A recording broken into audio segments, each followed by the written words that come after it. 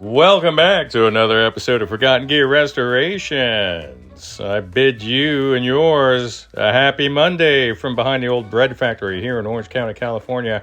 I am sitting in front of an old vintage Magnatone 213. That's the Troubadour model with the juicy trim and a sweet, sweet overdrive. This one's making noise in one channel and one channel only, and we want to add an auto switching speaker out jack, a proper external jack. Let's see how we're going to do that. Don't forget to like, subscribe, and all that stuff. Welcome back, you guys. Happy Monday. This is an old Magnatone 213 Troubadour that I had serviced in the past quite a few months ago. Hell, it might have been a year. It's in for the remote speaker jack conversion that I do on these things. Now, if you've tuned in to prior episodes covering the matter, you'll already know where I'm going with this. I've created a small modification which transforms this remote speaker output into a jack that auto switches the internal speaker out as soon as a plug is present. So you can safely run an external appropriately matched speaker cab safely without worrying about stressing out your output transformer. Well, without additional stress to the output transformer. These guys are getting up there in age, and that's for certain. So, and also, I understand that I think on the B channel, there's some noise now. So we're gonna look into that. This amp has its stock complement of tubes, as I recall. So I'm gonna go ahead and remove this rear panel. We'll power it up and see what happens. Boy, I just feel like life is getting crazy again. That's what it feels like.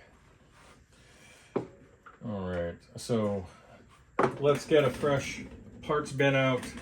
We have new hardware here throughout. I had done a cabinet repair on this one, if I'm not mistaken. All the hardware is new and nice and clean. I'm gonna use my Makita. Yes, it's clutch based. No, I shall not be stripping anything out.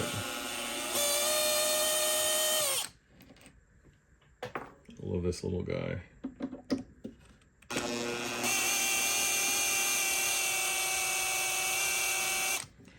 The trigger is not an on-off switch on these.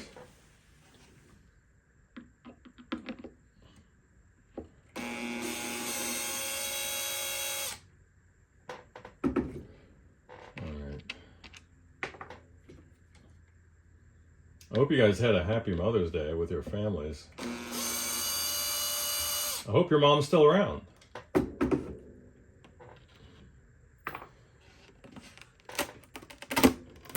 Parenting is it's not a job you take on. It's not a job you take on for a sense of gratitude or positive feedback from your kids. That's not why you do it. That's not what you're going to have. This little inspection tag is coming off.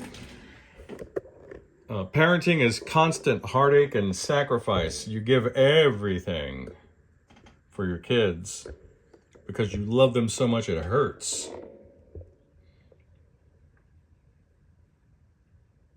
Let's see here. So this little guy is coming off. There's tape on this side. I may just put some tape across it. I do have some adhesive, but my concern is that it's going to soak through and cause a stain or some blotching. So I'm going to think about what I'm going to do here. Actually, that may work out. That may work out.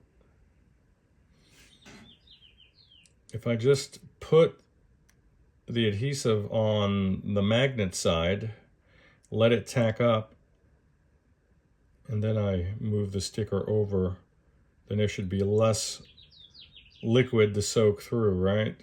Theoretically speaking. I may try that on a piece of paper on the side of the bench, and I'll let you know what I find.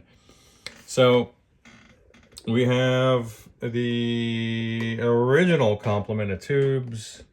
Now, what am I talking about? I'm talking about these 12AX7s, the rectifier back here, these two 6V6s, and actually, I believe this is a 12. I need to look at the tube chart again. I'm a little rusty, so you guys have to forgive me.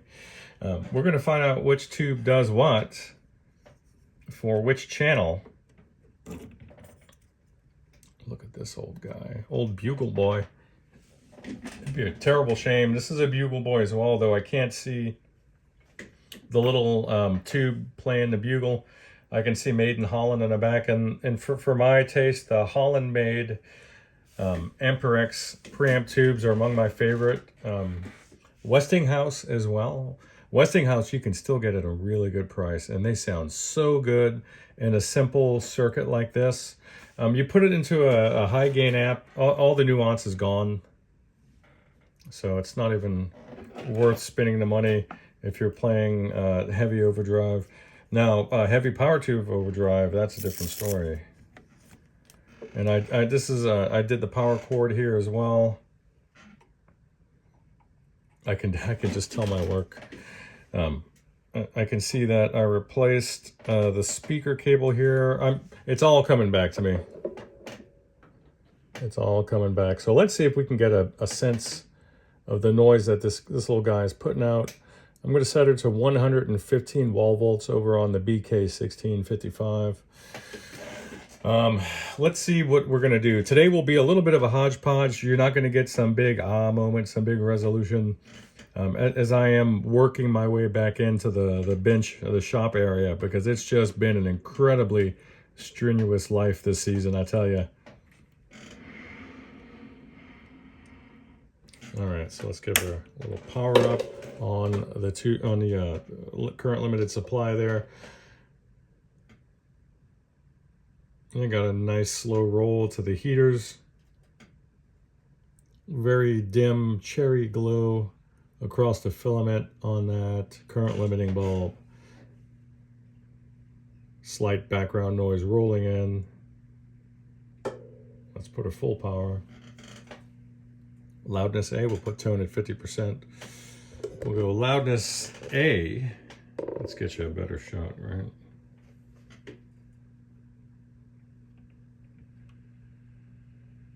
Wow, no. Hear that?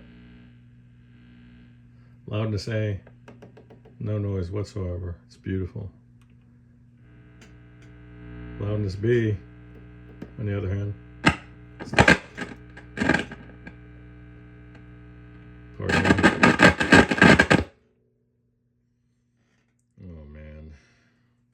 You really hope that it's just not. You hope that it's just not this guy. Because these guys are just beautiful tubes. I did clean these pins off, if I'm not mistaken. They still look great. So, stand by. Let me grab another tube. And if that doesn't work, then we're going to look at... I'm going to have to take this chassis out anyway to do the switch conversion, so, or the jack conversion. So you guys stand by. Bye. Okay, so we're listening to 120 hertz hum. That's post-rectifier stuff. And yanking these 12AX7s here in a preamp did nothing, at least replacing it. Here's the B channel.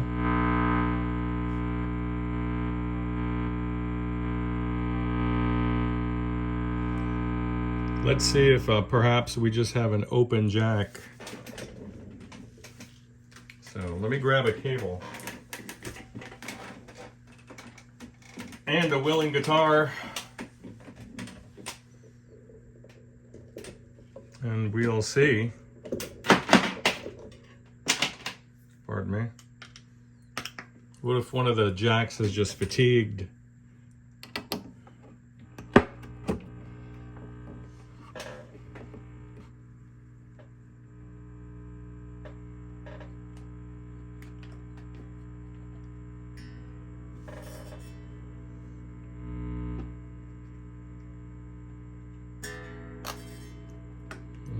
any volume.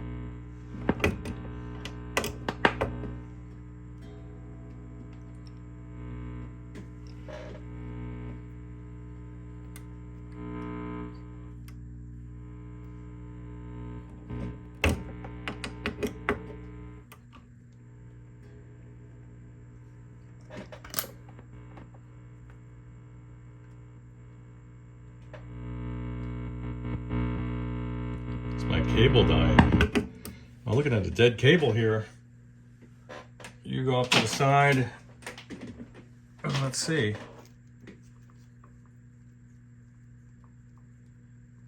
What is going on? To be honest with you, these cables are, wow, back from the time when I was still playing out there.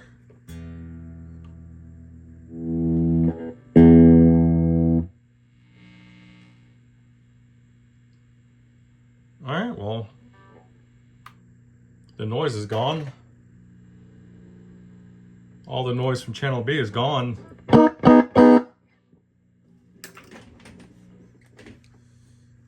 See if it comes back when we unplug.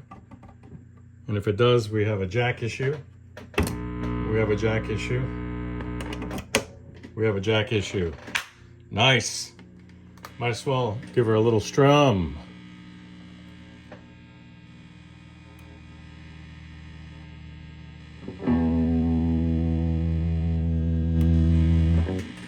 Single coil, by the way.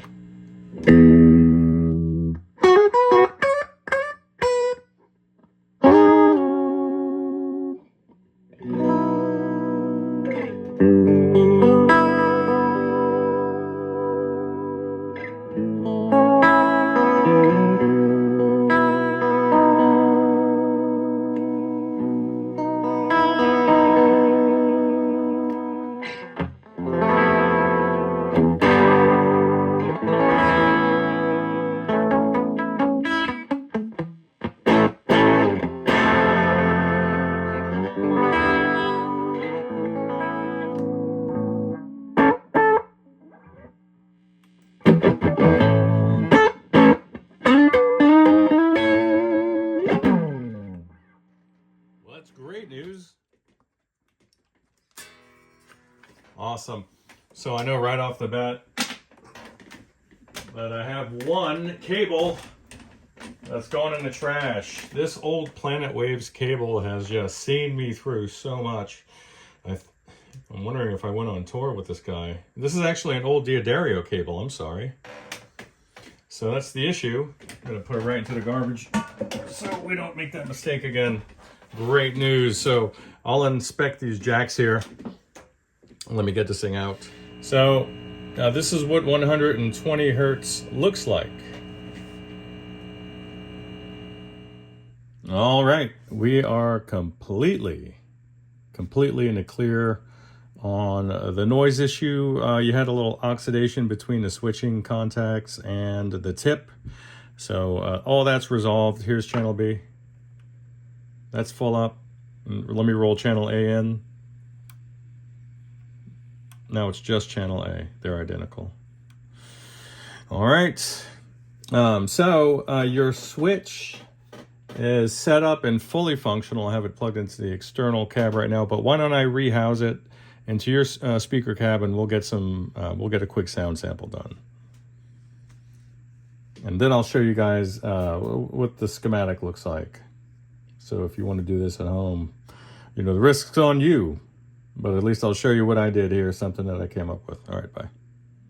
All right, so rehoused. And by the way, this isn't the Troubadour whose cab was serviced by myself. This one already came in great shape. I've done 3 or 4 Troubadours over the past 12 months. They kind of jumbled together, so my apologies. Now listen, internal cab, right? Listen. You hear that? Now, listen for the change in the source of that sound.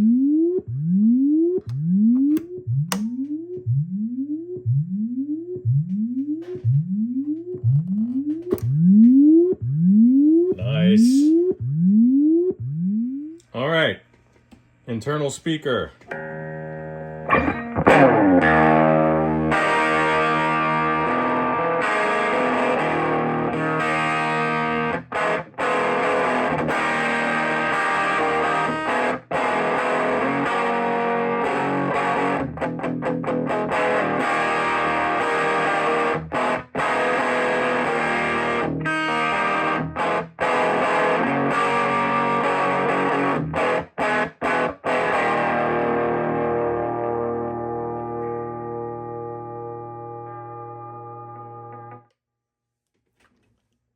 412.